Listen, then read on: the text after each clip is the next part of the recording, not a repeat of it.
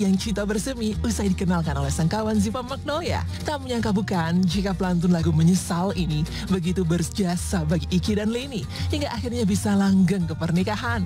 Tampak jelas perjalanan kisah pasangan yang baru saja bermuara pada biduk rumah tangga tanggal 10 Mei kemarin bermula dari tak saling kenal sampai berlabuh di pelaminan.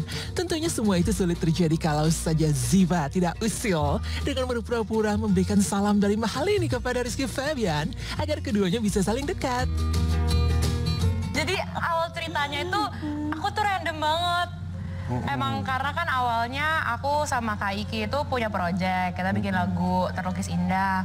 Terus jadinya emang jadi kayak pas proses syuting itu emang suka cerita-cerita kan. Nah Kak Iki ini tuh suka cerita pokoknya kayak dia tuh udah lama gak punya cewek. Iya, jadi aku sama Kak Iki duet, Mahalini sama Kak Iki juga duet. Nah di situ tuh kayak aku ngeliatnya kok nih dua orang ini lucu juga gitu kalau dijadiin gitu. Salam-salamin Mahalini, padahal Mahalininya juga nggak salam ke Mahalini, nggak salam ke Kak Iki, tapi aku salam-salamin gitu. Oh, lu punya mafia? Orang nggak ada apa-apa kenapa harus disalam-salamin? Soalnya aku melihat kayak ada persamaan gitu antara mereka. Sebagai sahabat, Ziva tentunya paham betul apa yang terbaik untuk Rizky Febian juga Mahalini.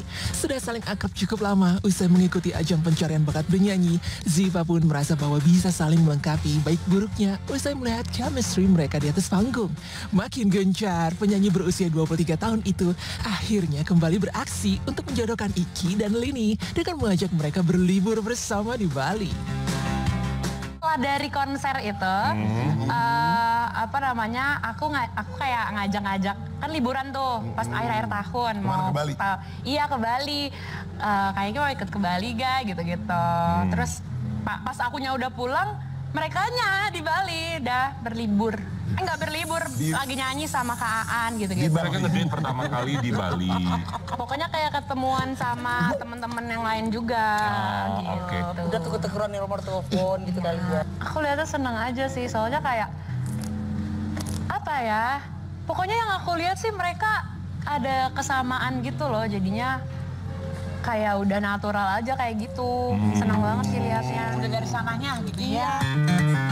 Terbukti dugaan Ziva benar, keduanya memang teramat cocok usai saling mengenal selama 2 tahun.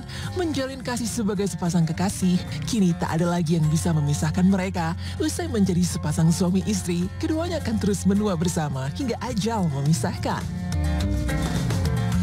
Ya, bukan hanya Ziva saja yang berjasa dalam menjodohkan teman-teman mereka. Beberapa deretan selebriti ini turut berhasil menjadi mak comblang. Salah satunya Al Rumi. Seperti yang diketahui pemirsa, hubungan Thorik Halilintar dan Alia Mas Said juga selangkah lagi lebih dekat dengan pelaminan. Usai berpacaran pada September 2023, akhirnya Thorik dan Alia memamerkan cincin lamaran mereka di hadapan publik pada 15 Mei kemarin. Dan ternyata di balik mulusnya kisah cinta mereka, ada sosok Al Rumi yang disebut-sebut menjadi mak comblang mereka. Hal ini diakui sendiri oleh Al Rumi melalui komentar yang ditinggalkannya pada postingan lamaran Thorik dan Alia. Sebagai yang mempertemukan kalian, ikut senang. Selamat ya guys, semoga lancar-lancar sampai hari H. Berteman baik dengan Thorik juga Alia lewat sebuah acara yang dibuat Al Rumi, turut hadir pula kedua insan yang tengah single itu di waktu yang bersamaan. Al Rumi pun kemudian memperkenalkan Thorik kepada Alia hingga akhirnya mereka bisa berteman pada mulanya. Ya senang dong. Tapi tahu nggak sih El, mereka ke Thailand untuk ini dilamar? Nggak tahu, aku nggak tahu apa-apa.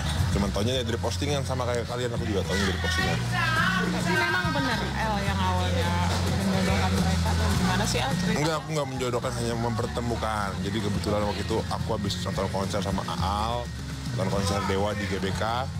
Terus malamnya aku ada acara sama Thorik, acara rame-rame lah. Aal harusnya nggak ikut, tapi aku ajak. Ada dia ikut, ya malam itu mereka berdua ketemu. Setelahnya itu mereka lah, cuman mempertemukan aja, nggak menjodohkan. Ada obrolan nggak sih Thorik di grup kalian sendiri tentang Grup apa? Nggak ada grup kita. Hingga Hingga akhirnya, kisah cinta mereka pun mengalir seperti air. Banyak orang yang kemudian hadir memberikan dukungan agar keduanya bisa bersama. Salah satunya Aurel Hermansyah yang juga turut mendukung hubungan mereka. Selanjutnya ada pula Febri Restanti yang juga menjadi mak comblang dalam hubungan pasangan fenomenal Jessica Mila dan Yaakob Hasibuan. Sebelum pernikahan mereka terjadi, ada sosok Feby Restanti yang mengirimkan pesan kepada Jessica Mila bahwa dirinya mempunyai seorang pria dengan kriteria yang cocok. Jessica Mila, angkat, aku punya calon jodoh. Tulis Feby pada tahun 2021 silam. Begitu berjasa dalam hubungan mereka, Feby bukan hanya telah memperkenalkan Jessica Mila dan Yaakob, tapi juga selalu ada mendampingi Jessica Mila selama prosesi acara pernikahan pada 5 Mei 2023. Dan yang terakhir, ada Daniel Mananta berhasil menjodohkan pasangan Sandra Dewi dan Harvey Moise. Daniel yang saat itu diminta Sandra Dewi untuk mencarikan jodoh, berusaha mencari pria terbaik untuk sang sahabat. Hingga akhirnya Harvey Moise pun diduga menjadi tambatan hati yang pas untuk Sandra Dewi. Walau apa yang kini dihadapi pasangan ini cukup rumit, namun kesetiaan Sandra Dewi patut dikagumi karena begitu setia menghadapi kasus yang menjerat sang suami. You caught me by surprise.